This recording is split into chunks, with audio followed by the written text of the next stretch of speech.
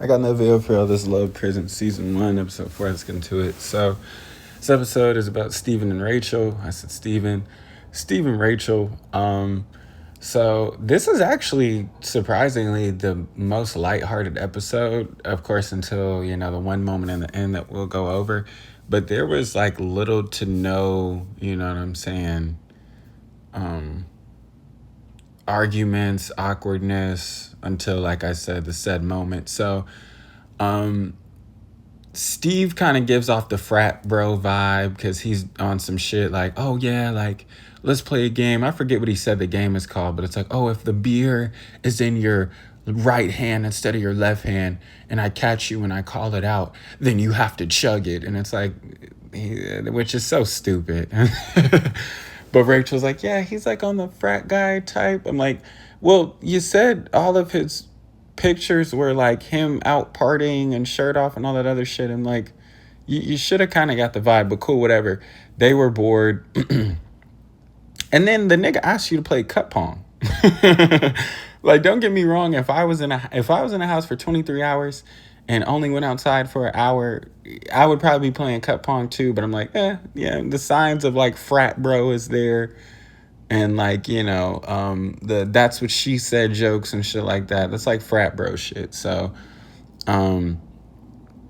with their package comes, it's a basketball, and then which Rachel was like, man, I played basketball since the third grade, which I could low key tell, nigga, cup pong. That bitch was out there shooting like Steph Curry. I'm like, what's going on? What's going on? Nigga, she had balls back like 3 different times. Bitch went 6 for 6. Bitch went 6 for 6. I'm like, what are you doing? What's going on here, Rachel? But yeah, no, they go out there, they play basketball, it's fun, whatever. They go swimming, and something I forgot to bring up about basketball is after their little after their basketball date or whatever, Steve had a water bottle, and he was like, hey, do you think I could drink this in 6 seconds or 7 seconds? And she's like, no. And he's like, what do you want to bet? And she was like, if I win, then you answer my question seriously. And then he was like, oh, if I win, then I get a kiss or whatever. So he ended up doing it because he's a frat bro. And he did the thing, where motherfucker about to kiss you on the cheek and then they move their face so you kiss him on the lips, and like he did that little shit. And he's like, okay, well, I'll answer your questions. But he didn't answer her question seriously, and that was like Rachel's biggest concern, and I could kind of understand that on why she felt like not only that was an issue, but she's like, hey, if he can't be serious at any point, or at any time, then it's gonna be a no for me. So they did a couple other, they went swimming, and then she tried to ask him, again, on some serious type time. She's like, Steve, like, what's something I don't know about you? And he's like, I took a shit in the airport. And it's like, oh my gosh. Like, here we go. So she's just wondering, will she ever get that serious side of him? She doesn't know if it'll work or not. And then we kind of figure out, like after the little swimming date and they went inside, we kind of figure out why Steve has his walls up and why he's so protected. And usually people who joke all the time, like a lot of people don't understand that about people who are, humorous. People didn't understand that about me. They just always thought life was peachy keen and amazing and golden, but they don't realize, like, for some people that shit is a defense mechanism, or for some people that's how they keep their walls up, is by just being humorous 24/7 and not telling you, fucked up stories about their past. So when after the swimming date, Rachel asked him like, hey,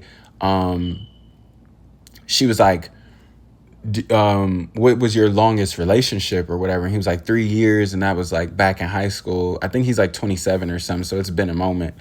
But she was like, oh, okay, how did it end? And he was like, it's a fucked up story. And she was like, I want to hear it if you're willing to share. And he was like, well, she was fucking my brother. And I was like, DJ D-Rec. I was like, DJ D-Rec, cut the beat, because that's insane. But he was like, yeah, she was fucking on his brother. he haven't talked to his brother. Of course, he don't talk to that trifling ass bitch. But he's like, him and his brother's relationship altered. But nigga, as expected, nigga, what the fuck?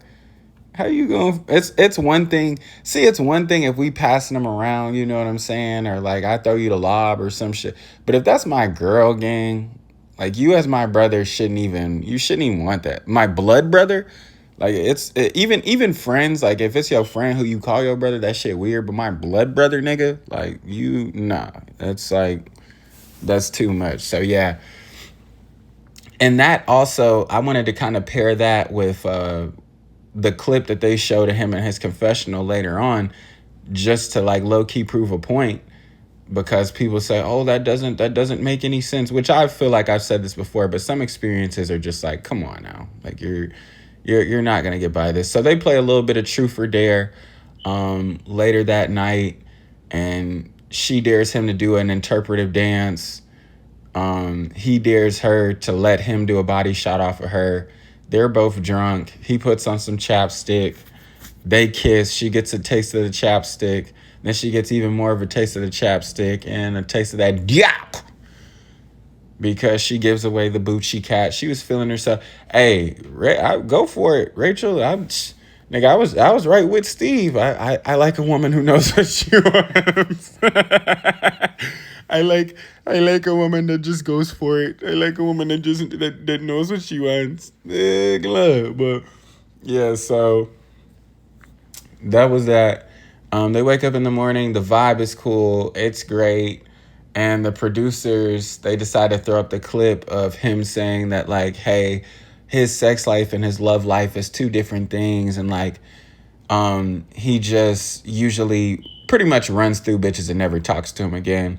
So, of course, you know, Rachel's going to feel away, not only because that's a crazy thing to say, but, nigga, I just gave you the Bucci cat last night. You know what I'm saying? Like, not only is that a crazy thing to say, just because that's a crazy thing to say, but, like, also, we literally just had sex last night, so I would feel away too. So that's that. So they were there for like, I think 2 more days or 1 more day.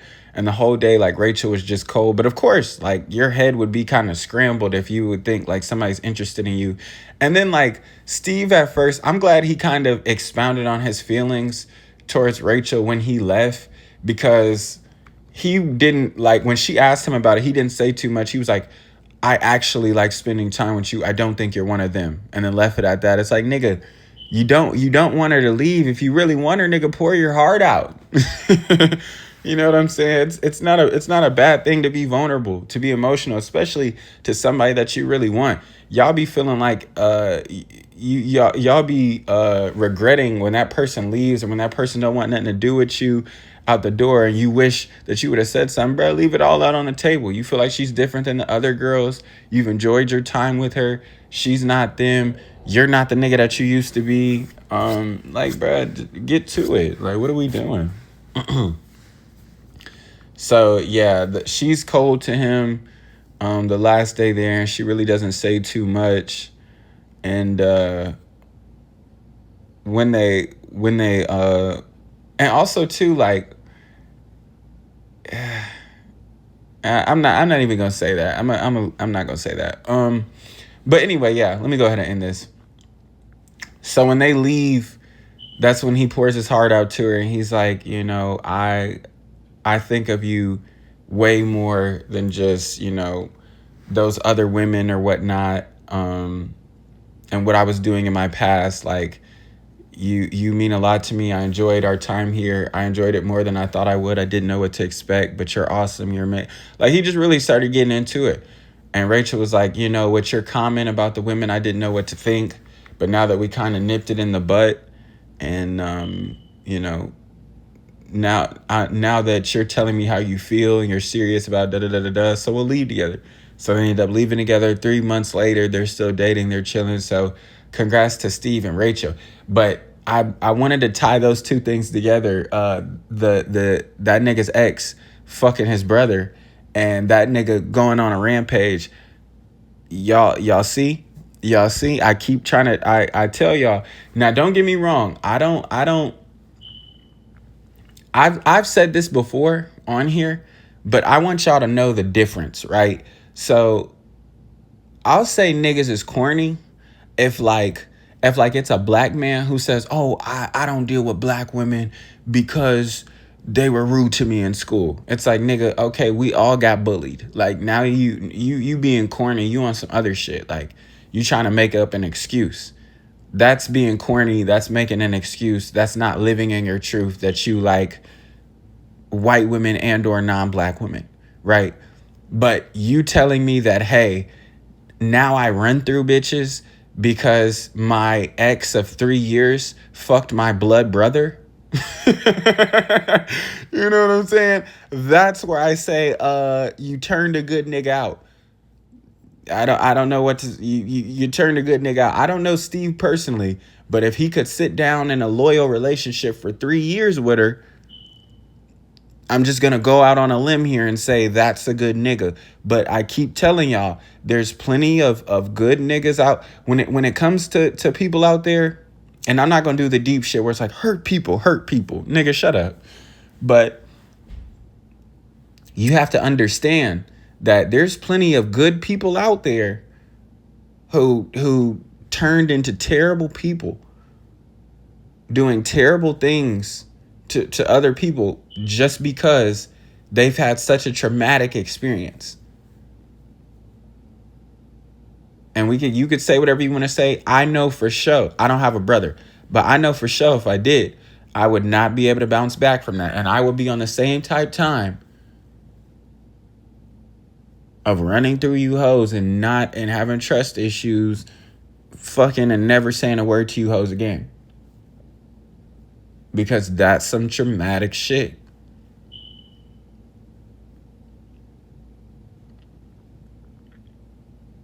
Plenty of good people out there that get done wrong and they're never good people again. Plenty gentlemen out there, plenty of good guys who got consistently played and fucked over. So now they're a fucking demon. Now they're a menace to society. I'm just letting you know the real. But anyway, like I said, congrats to Steve and Rachel. I actually like this episode. And I like their chemistry, their vibe. This was actually an episode that didn't put me the fuck to sleep. So yeah. But anyway, don't forget to like, subscribe, share, sketch, forget about